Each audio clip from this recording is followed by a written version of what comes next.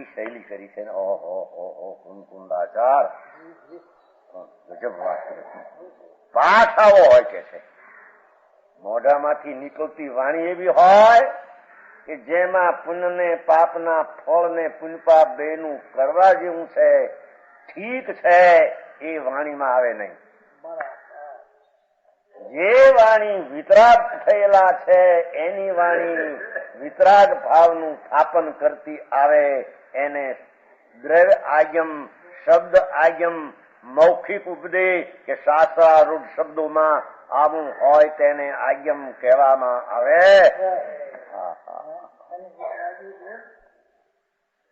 તો સમજાય છે કાંઈ?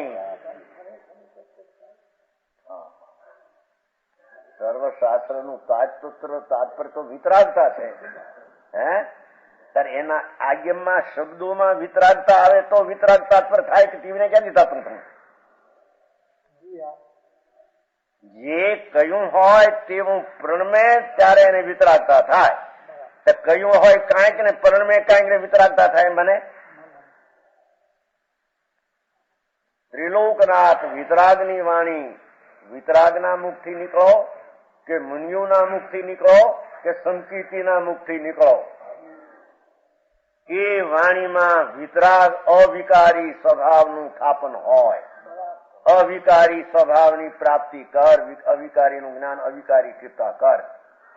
વિકાર વચ્ચે આવે એનું અહીંયા જ્ઞાન કરે એ નથી એમાં કરવાની જરૂર. એ તો આ કરે એમાં એ વિકારી કઈ બાકી રહી ગયું એનું જ્ઞાન. અવિકારી શ્રદ્ધા ને અવિકારીનું જ્ઞાન કરતા વિકારી ભાગ રહી ગયો એનું જ્ઞાન ભેગું આવી જાય છે. સમજાણું કાંઈ હરજીભાઈ? તથાપિ કહાનવાણીના